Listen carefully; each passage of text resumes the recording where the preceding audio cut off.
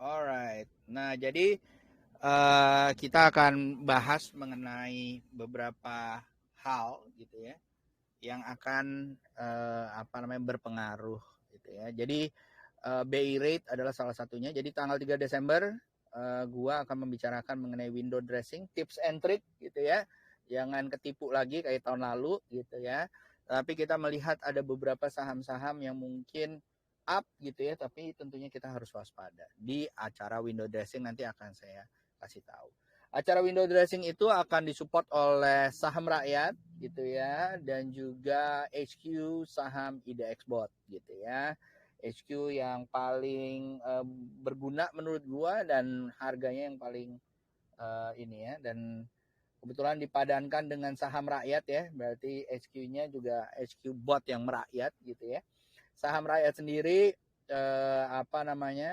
juga memang dia membuat aplikasi untuk rakyat Indonesia untuk mengerti tentang saham, which is menurut gua feature-feature yang ada di sana sangat baik gitu ya guys ya.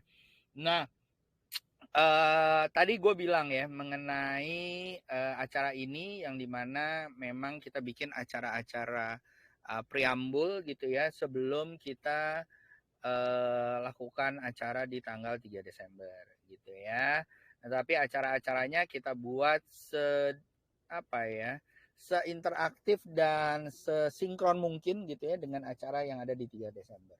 Gitu ya. Kemarin baru kita ada acara cicat bersama Mbak Wiwit gitu ya, sang ratu copetnya dari alumni Star gitu ya. Yang dimana kita membahas mengenai setup gitu ya. Yang mungkin nanti akan berguna buat kalian gitu ya, setup untuk copet, untuk one day trading gitu ya, atau untuk fast trade gitu ya. Dan linknya udah kalian dapatkan di bawah. Untuk para peserta kelas yang akan ikut di tanggal 3 Desember nanti akan dibagikan record gratis gitu ya. Sedangkan kalau kalian yang nggak ikutan ya monggo dapatkan rekamannya lewat link Rigi yang sudah ada gitu ya. Untuk yang ini tips and triknya tentunya kita gratiskan. Jadi kalau teman-teman mau ngulang nanti akan ada di YouTube secara secara publik gitu ya buat teman-teman mengikuti. Oke. Nah, seperti yang kalian tahu guys, ya, ini yang terjadi ya. Kalau kalian tahu, ini baru saya posting di mana namanya di Telegram, gitu ya. Sorry, bukan di Telegram nih. Gue taruhnya di mana nih? Sebentar. Nah, jadi yang seperti yang gua kasih ya. Jadi ini yang terjadi ya teman-teman ya. Suku bunga kemarin di hari Kamis sore gitu ya, pas penutupan langsung ditok gitu ya bahwa terjadi kenaikan gitu ya suku bunga acuan setelah Gubernur Bank Indonesia bertemu gitu ya. Dia suku bunga acuan ini dia naikkan 50 basis point. Biasanya di kondisi normal biasanya naiknya 0,25 atau 25 basis point. Tapi saat ini dia taruh 50 basis point setelah BBM naik gitu ya. Nah, nanti gue kasih tahu nih kenapa hal ini terjadi dan bagaimana kita antisipasi. Jadi seperti yang kita tahu bahwa kenaikan ini ya itu dibuat atau keputusan ini dibuat karena satu ya untuk mengimbangi inflasi yang terjadi ya akibat BBM dan yang lain-lain dan juga kestabilan nilai rupiah ya. Jadi kalau kalian tahu teman-teman di mana dia berharap bahwa dengan adanya kenaikan 5,25 itu dengan harapan bisa meredam laju inflasi lalu juga stabilitas rupiah sehingga akan bagus untuk kelangsungan bisnis. Nah, kalau kalian tahu ya guys ya, yang seperti saya bilang gitu ya. Bentar ya. Ya, yang seperti saya bilang, ini saya taruh di sini. Ya. Ini dia gambarnya ya. Historicalnya saya kasih ya. Nah, di sini kalau kamu lihat ya. Jadi dia udah naik tuh di bulan ini. Kenapa nih saya ngomongin Januari, November, Februari, November ya. Jadi kalian boleh lihat pergerakan harga saham-saham yang ada di tanggal-tanggal tersebut atau di bulan tersebut, memang benar dia ada pergolakan atau enggak. Gitu ya. Ya, ini buat PR nih, buat teman-teman nih, ya. Apakah ada pergerakan atau enggak, gitu ya. Nah, terutama di tahun 2022. Ya, ini kan pergerakan BI waktu dulu sejak 50 ya. Di Januari 20 turun ke 3,75, turun ke 3,5 gitu ya. Lalu setelah itu sekarang 5,25. PR-nya dari gua gitu ya. Jadi jangan cuman berdasarkan ngomong gua doang. Gua berharap adalah karena kita berharap menjadi investor yang mandiri, trader yang mandiri, di saat BI rate ini naik ya, apakah memang benar ada pergolakan gitu ya. Ada pergerakan di saham-saham yang saya bilang gitu ya. Nah, itu monggo dicermati terutama di tahun 2022 ya. Oke, kenapa jadinya kenapa gue kasih yang kayak begini ya gitu. Nah, apakah di November 2020 ada penurunan, apakah saham itu juga ikutan turun? Nah, kan yang kayak gitu-gitu ya. Alright guys, lanjut. Setelah itu kita kenapa sih dia naikin gitu ya. Nah, ini karena dia mau menekan inflasi guys ya. Jadi ini kalau boleh gue kasih tahu, ini adalah inflasi di bulan September ya guys ya, di tahun 2022, yang dimana inflasinya cukup tinggi. Oktober kan belum ya, baru mau keluar kali ya, entar lagi, atau udah ada, gue juga lupa gitu ya. Tetapi inflasinya juga lumayan. Indeks harga inflasinya tuh kalau nggak salah year on year 5,95. Sedangkan kemarin kita masih suku bunganya itu 4,75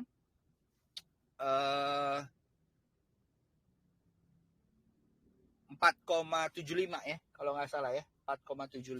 Makanya jadi sekarang jadi 5,25. Nah, inflasi ini tentunya pasti akan lebih lagi, di mana di bulan Oktober juga lumayan gitu ya guys ya. Tetapi kalau kita lihat bahwa pengeluarannya tuh cukup masih lumayan ya, consumer indexnya dan yang lain-lain. Ini datanya gue belum ada screenshotnya, tetapi kalau kita lihat memang wajar ya, karena inflasinya tinggi. Di Amerika juga kayak gitu ya, inflasinya tinggi dia agresif naikkan gitu ya. Tentunya apa yang terjadi adalah US dollarnya lari semua ke sana gitu ya. Nah, ini kita berharap bahwa dengan kita BI rate-nya naik ya, mungkin mereka berharap dana-dana asing juga masuk ke dalam rupiah gitu ya, dan juga inflasinya bisa ditekan. Nah, yang kedua adalah kalau kita lihat ini yang sebenarnya juga concern mengenai kenapa dinaikkan BI rate-nya. Ya, karena satu ya, yang seperti kalian lihat ya, naiknya udah lumayan tinggi gitu ya dalam sepekan gitu ya. Kalau nggak salah sekarang udah 14 apa hampir ini ya, dan udah menuju 15 gitu ya. Nah, kalau menurut saya memang wajar ya hal-hal ini dilakukan, makanya BI rate harus naik ya. Walaupun begitu ada beberapa kalau gue bilang peluang ya. Karena perang ada peluang buat kita, krisis ada peluang, resesi ada peluang, terutama untuk investor dan trader. You just know where to look gitu ya. Dan jangan cuma dari analisa saya aja yang saya lakukan, tetapi juga dilihat dari chartnya. Apa karena BI rate ini naik dan turun kan berulang tahun demi tahun seperti itu. Ya, nah di saat berulang tahun seperti itu, tentunya selalu ada reaksi yang terjadi di saham. Oleh karena itu teman-teman, tolong setelah saya ngomong, apakah benar terlihat seperti itu atau tidak? Ya, tolong dilihatin ya. Jadi ada PR dari gua. Habis itu kalau kalian merasa bahwa gue udah liatin ternyata memang ada reaksinya gitu, apakah dia akan naik? Monggo nanti ditanya di chat yang ada di preambul, yang ada di pre-class window dressing tip and trick ini, monggo kita sama-sama kita bahas. Ya, hai Kak Tinli, apa kabar? Kak Tinli ini yang sering nanya ya. Thank you ya Kak Tinli, meramaikan pertanyaan-pertanyaan saham-saham request ya kalau lagi bikin YouTube gue. Nah, teman-teman, tapi sekarang kalau lihat ya Om, BI rate naik, berarti kita akan dilanda masalah dong. Orang-orang terlibat hutang dan segala macam gitu ya. Orang-orang bakalan stop spending, toko gua akan tutup, usaha gua akan mundur dan segala macam.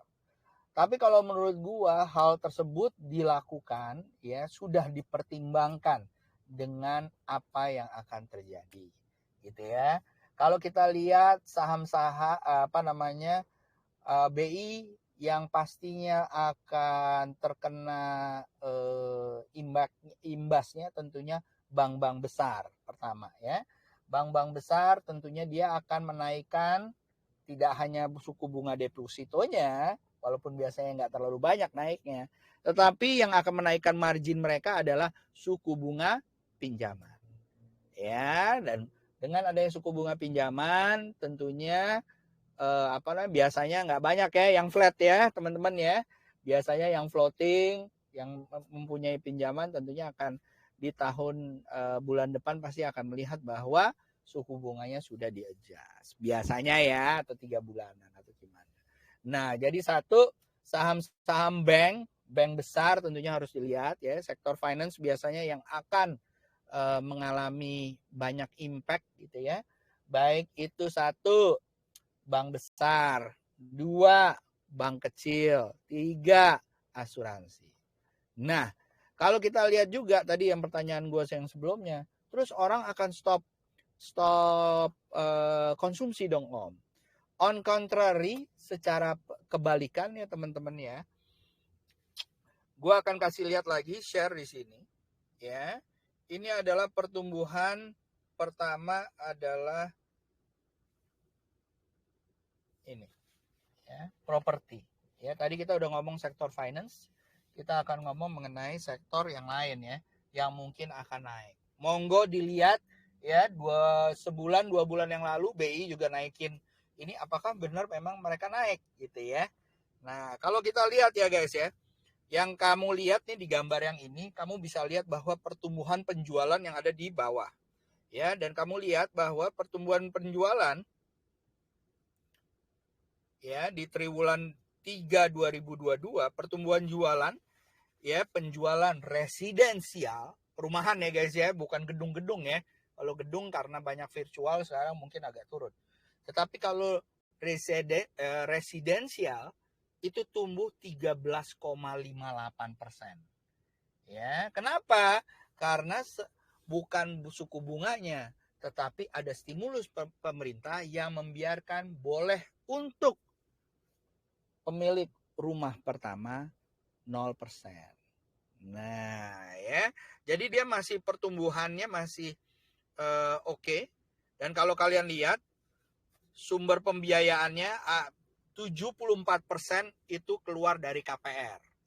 Ya, jadi kalau menurut gua dengan adanya hal seperti ini ada kemungkinan properti akan mendapatkan imbasnya. Jangan salah ya, bahwa ada profitnya juga dari suku bunga naik ya. Nah, akan ada penurunan Om, mungkin akan ada penurunan di awal-awal ya, tetapi kalau menurut gua selama 0%-nya dibuat terus diperpanjang gitu ya, mungkin akan ada peningkatan lagi ya, karena dulu rata-rata kebanyakan DP 0% ya, rata-rata kesusahan untuk yang muda, kesusahan di situ ya. Nah, jadi itu boleh dilihat, monggo dilihat Citra, APLN, Pawon dan yang lain-lain ya, boleh dilihat-lihat ya, monggo dilihat dan dibandingkan di saat suku bunganya yang kemarin naik, apakah memang itu juga terjadi ya. Yang kedua, mungkin kemarin udah rame ya, IMAS, IMJS, Auto, ASI gitu ya. Jadi gue kasih lihat ini ya guys ya. Ya, sektor otomotif gitu ya. Nah, ini adalah sektor otomotif pertumbuhan dari 2000 year on year 2021 sampai 2022.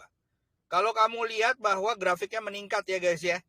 Ya, malah sekarang udah hampir 100.000 lagi gitu ya penjualan mobil. Ini baru mobil ya, belum motor ya cuy. Ya, dimana dia juga 0% juga ya, DP-nya 0% gitu ya. Sorry ya, DP 0%, tadi rumah juga ya, DP 0%. Nah, oleh karena itu guys, jadi kalau menurut saya sektor-sektor ini menurut saya akan terimbas positif. Ya, apakah sektor retail juga Om gitu ya? Ya kalau sektor retail mungkin untuk yang retail kayak consumer mungkin sama-sama aja ya pertumbuhannya gitu ya. Tetapi yang retail seperti AMRT ya itu mungkin akan impactnya akan lebih baik. Nah, oleh karena itu guys, kenapa tadi pertanyaan gue yang pertama gue bilang bahwa kenapa BI rate yang naik ini akan berimpak langsung kepada window dressing yang akan ada. Gitu ya. Kenapa? Karena satu ya, pertumbuhan kondisi perusahaan-perusahaan yang ada tentunya akan mendapatkan untung. Yang pertama. Ya. Yang kedua, teman-teman. Satu, ingat ya, window dressing itu adalah momen di mana para manajemen investor ya ingin memperbaiki performance-nya mereka di akhir tahun. Ya, itu kan definisinya ya. Nanti kita belajar di tanggal 3 Desember. Ya. Kenapa seperti itu? Kalau BI rate-nya naik, depositonya naik misalnya 4,5%, apakah kamu akan berinvestasi, menaruh duit di tempat manajemen investasi tersebut bila hanya pertumbuhannya 4,5% atau 5,2%? Ya kan?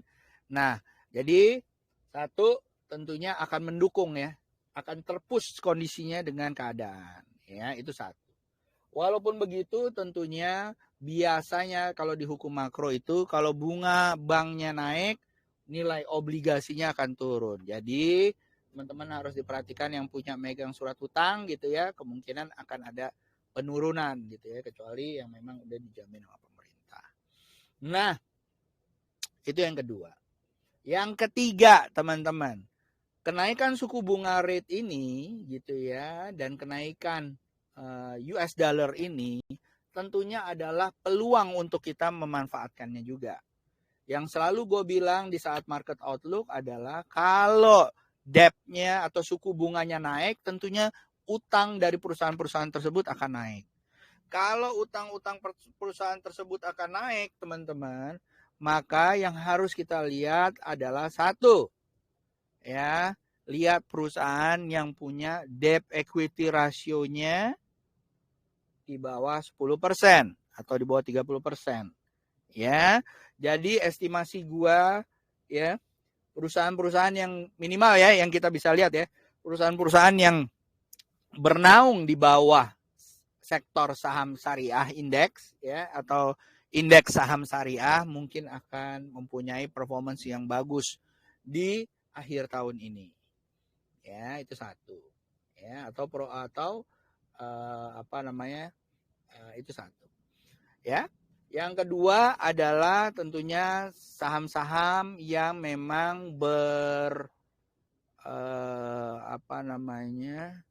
mempunyai base bisnis atau bisnis model yang memang berbasis US dollar atau mempunyai ekspor yang banyak. Ya. Walaupun batu baranya naik, tapi jangan salah ya teman-teman, ya. Harganya masih bisa karena US dollarnya naik, harganya masih dapat advantage-nya dia. Gitu ya. Yang kedua tentunya yang punya basis ekspor, ya, baik itu konveksi ataupun minerals, ya, minerals, bukan batu bara ya, minerals. Ya. Yang ketiga, ya, boleh dilihat juga saham-saham yang berbasis emas. Ya, MDKA, SQMI dan yang lain-lain. Ya. Jadi seperti itu. Sorry banget, gue nggak bisa buka laptop ya. Tadi pas gue cek, ternyata gue lupa matiin laptopnya. Jadi baterainya habis ya. Pas jadi nggak mati complete shutdown. Ternyata dia masih standby. Jadi panas dan apa namanya ini ya. Oke. Nah, jadi seperti itu teman-teman. Kalau gue melihatnya ada saham-saham bank kecil juga yang dimana mempunyai prospek yang sangat bagus gitu ya, karena dia ada direct impact.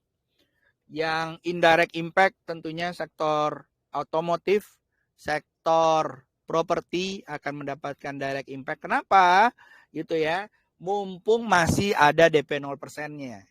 Jadi pasti akan rame nih gitu ya kalau menurut saya. Dan kemungkinan untuk BI akan menaikkan lagi kalau menurut saya masih mungkin banget gitu ya. Kenapa? Karena kondisi-kondisi yang dimana baik itu supply komoditasnya yang susah, supply barang yang susah, supply food juga susah gitu ya. Jadi kalau menurut saya untuk mengimbangi kenaikan harga tersebut gitu ya, atau inflasi gitu ya, dia akan menaikkan suku bunganya. Tentunya berharap bahwa bisnis akan berjalan terus. Tapi jangan khawatir guys, karena nggak kayak di Eropa ataupun di Amerika gitu ya. Kondisi perekonomian kita yang kuat dengan domestik kita, dengan Gojeknya, dengan Topetnya, dengan Bukalapak, dengan macam-macam gitu ya. Yang mana masih ekspansif gitu ya. Orang masih bisa ganti handphone gitu ya. Orang masih minimal beli Indomie buat makan dan segala macam. Jadi kalau gue melihatnya dari sisi sosialnya dan juga dari sisi kehidupan yang kita alami sehari-hari gitu ya. Karena kebetulan gue juga sering ke daerah gitu ya. Gue nggak kayak di Amerika atau di Eropa ya, yang dimana banyak banget homeless dan segala macam. Kalau di kita kayaknya kondisinya masih ada, walaupun you lose your job gitu ya, you always can be a mitra gitu ya dari salah satu aplikasi yang kita ada, dan dimana dia masih bisa mendapatkan pemasukan ya untuk kehidupannya mereka. Kurang lebih seperti itu teman-teman. Ada yang mau nanya silakan. Kalau ada yang mau nanya, monggo.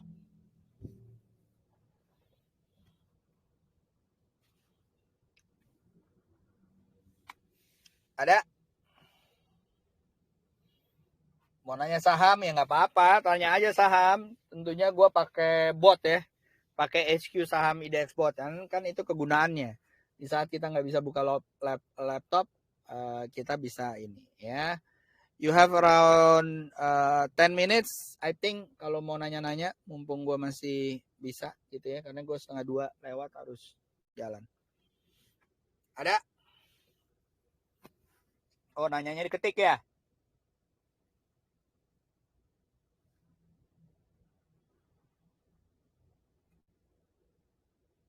Bentar ya.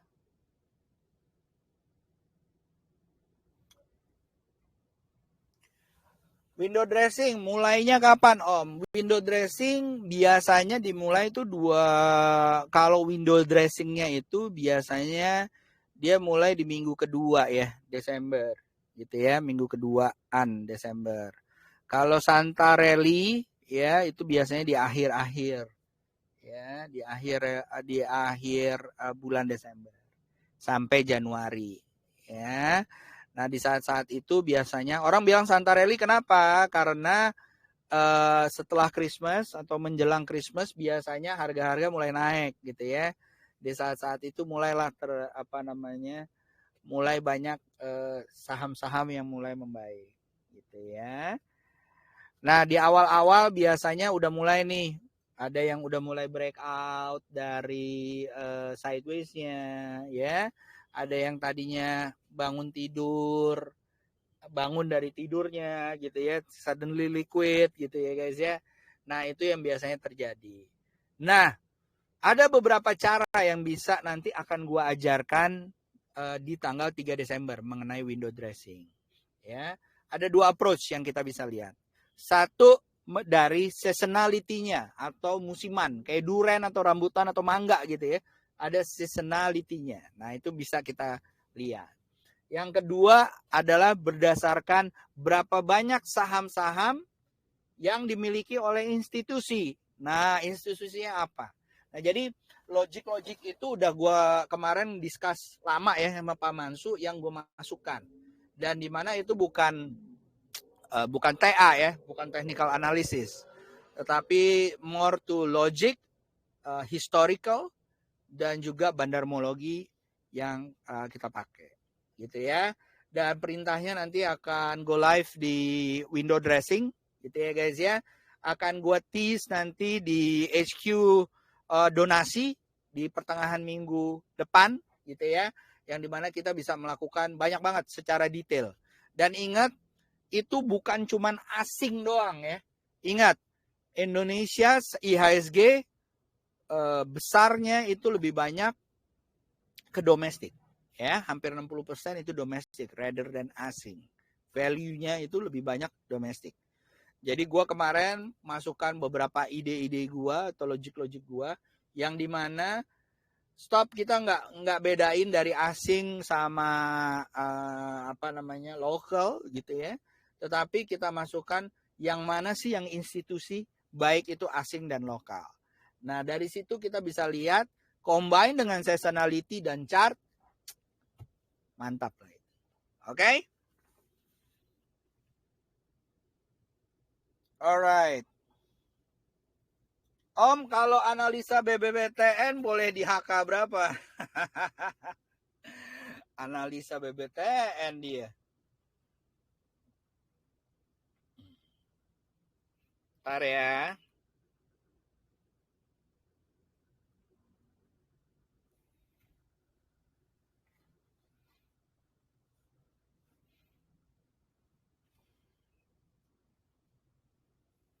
Oke. Nah, BBTN. BBTN hitungannya masih sideways ya guys ya, walaupun dia sidewaysnya agak di atas gitu ya, nggak tembus dari 1.500. Kalau mau di HK sih better kalau dia breakout ya dari 1.550 ya. Nah, jadi itu dari situ ya gitu. KKGI gimana Om, bisa naik lagi nggak? Nyangkut di 760. KKGI di 760. Sebentar ya. Jadi guys, sebenarnya ini bot kan lumayan ya kalau menurut gua. Udah dia bisa cepat gitu ya. Yang kedua adalah dia real time. Ya kan? Real time cuman delay 2 menit ya, which is menurut gua ya. Kita kedip aja mungkin jedanya mungkin berapa lama gitu ya. Kalau menurut gua sih oke banget dan gua mengandalkan banget nih ya gitu. Nah, ini KKGI guys. Bentar ya, go forward ya. Ini KKGI. Tadi kakak bilang KKGI kira-kira bisa naik lagi nggak Om di 760? Wow, didau gitu ya. Oke. Selama dia nggak tembus dari 450 sih masih bisa ya kalau menurut saya. Gitu ya. Tetapi ke 760 ada beberapa area yang kayaknya harus dia tembus dulu. Pertama adalah area sideways di area 700 sampai 600. Gitu ya. Tergantung kakak maunya gimana. Kalau saya sarankan kalau udah bailout ini harus recovery gitu ya. Begitu dia naik tembus dari 520 gitu ya. Ya, dan dia membentuk up gitu ya, tembus dari 550 atau 540 gitu ya. Kakak boleh cicil. Ya. Nah, di saat 600 dijual semua. Ya, itu salah satu cara yang dimana mungkin bisa dilakukan recovery ya. Kayak gitu ya. Dulu gue ada orang yang nyangkut di forex 1 miliar ya. Gue melakukan hal tersebut gitu ya. Ya lumayan lah, walaupun nggak cuan-cuan banget, nggak cuan ya. Tapi ya daripada rugi 1 miliar kan, mendingan rugi 200 juta ya kan. Nah, kayak gitu. Oke. Terus Rahmat bilang bahwa saya terus langganan bot sejak ikutan kelas Om Yusa. Cuman sepertinya screening sahamnya perlu lebih bagus deh Om. Komennya nih biar lebih jos screeningnya Om. 2 menit sih bisa real time ya Om. Iya. Jadi memang kemarin gue diminta sama Pak Mansu ya, sama Cileoni ya gitu ya. Memang screeningnya kadang-kadang mungkin kita harus lihat yang benar-benar memang kita butuhkan gitu ya. Screening gua kalau teman-teman tahu yang pernah ngambil kelas STAR mungkin cuman rebound dari MA gitu ya. Biasanya gua kayak gitu kan, atau yang higher high higher low gitu ya.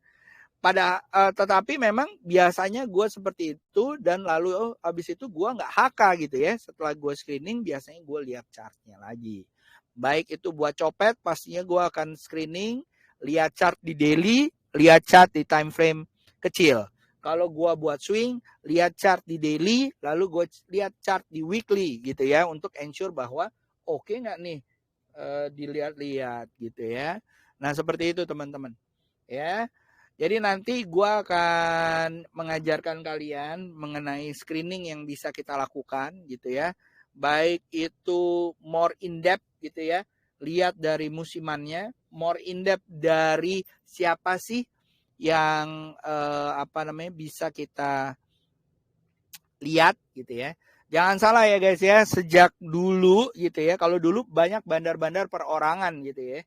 Sekarang sejak kemarin ada yang kena hukuman vonis gitu ya, banyak kan dia gabung di dalam salah satu grup ya, either itu yayasan, institusi, reksadana, bank dan yang lain-lain ya. Jadi nanti kita akan pelajari di window dressing.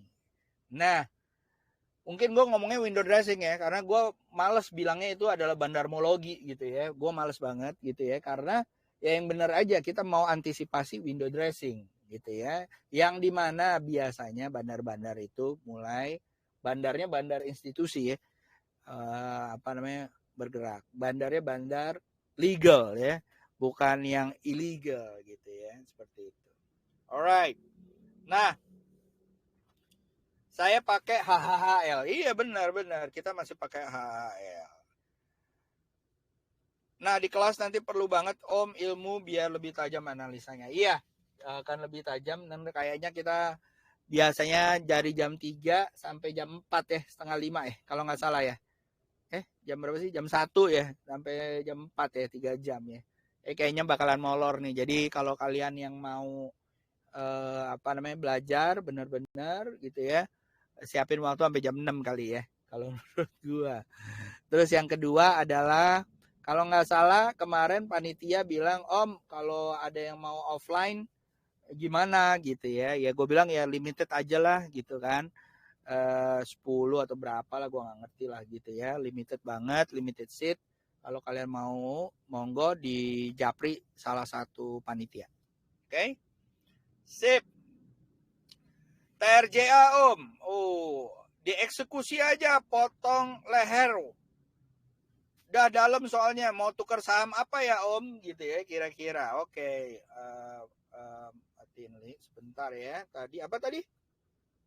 TRJA gitu ya. Kalau di YouTube ngomongnya gitu ya. TRJA Terajana gitu.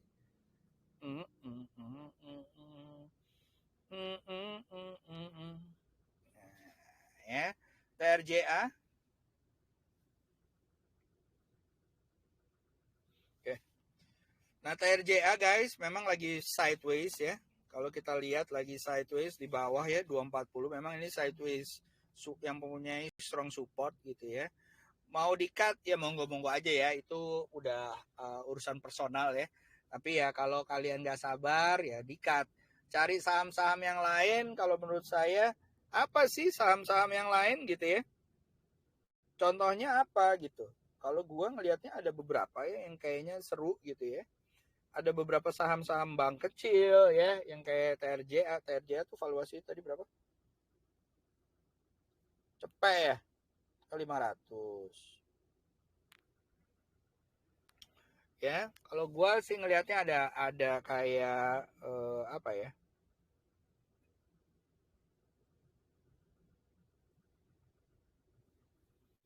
Auto boleh, bisa dilihat-lihat. Terus juga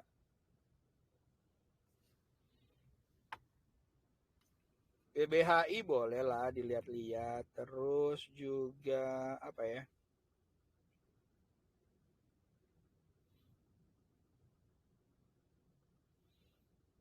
IMAS boleh dilihat-lihat. Gua ini nih ya, gua kasih lihat chartnya ya.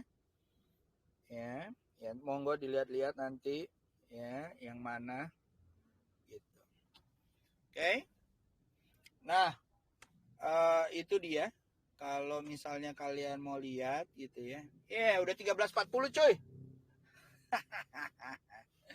Nanti kita bikin lagi kapan Mbak Wit, Mbak Eta, Mbak Mary. Kita bikin lagi nanti saham analisa bersama analis dari saham rakyat ya.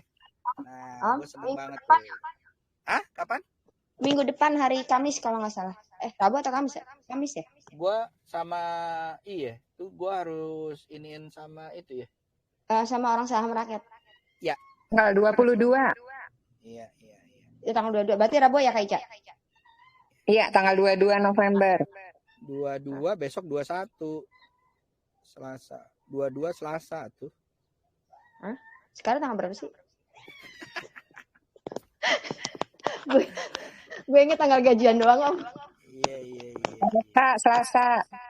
Bener Selasa ya. Berarti gue bisa sama Leoni sama HQ ya. Kalau kalian mau ikutan lagi nanti ada seriesnya. Jadi Selasa sama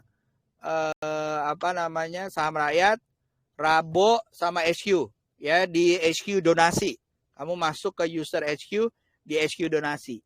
Nanti gue kasih teaser mengenai komen yang udah gue buat logiknya. Ya. Tadi ada yang nanya RMKE.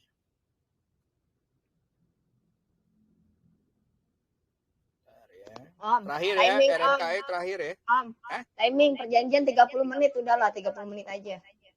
30 menit ya. Gue selalu kayak begitu ya, selalu ngomongnya kebanyakan ya. Nah, ini ya. Ya masih sideways sih RMKE-nya. Dan ya mudah-mudahan tembus 1100 baru cantik ya, baru seksi. Kalau gua ngeliatnya gitu. Ya. Kemarin di saat dia naik dari 700 ke seceng kemana aja Om gitu ya. Alright, kalau gitu Om bahas price action buat scalping terus pas open jam 9 nggak Om? Ribet banget ya kayaknya ya, 3 jam tapi udah harus sama scalping ya. Nanti kita set lagi lah kalau teman-teman banyak, kita bikin lah kelas shortnya atau kelas longnya. Udah lama juga gue nggak bikin kelas price action tape reading untuk scalping dan swing. Jadi nanti kita bikin lah. Mudah-mudahan di Januari ya. Boleh dong liburan juga ya, gue ya. Oke, sip kalau gitu. Itu aja, nanti rekamannya akan gue kasih, gue share. Semoga berguna teman-teman, monggo dilihat ya. Jadi gue ngomong nggak cuma ngasih sektor-sektornya aja atau saham-sahamnya aja. Tolong dilihat juga chartnya ya. Please, dan dilihat dengan search the Google. Google tuh ada gitu ya. Search Google, newsnya kapan broke out, apakah langsung sahamnya bereaksi atau enggak. Terutama mengenai BI rate ya. Ya, di saat BI rate yang ditetapkan, besoknya apa yang terjadi? Itu paling gampang yang bisa kita lihat. Ya, itu namanya belajar karakteristik market. Oke? So itu aja dari gua, Tip Trader 8 signing out. Thank you banget Mbak Wit, Mbak Ica, Mbak Mary, Mbak Eta ya. Om Will juga atas udah di apa namanya? diakomodir. Semoga teman-teman bisa berguna semuanya. Tip Trader 8 signing out. See you mat weekend ya guys. Dadah.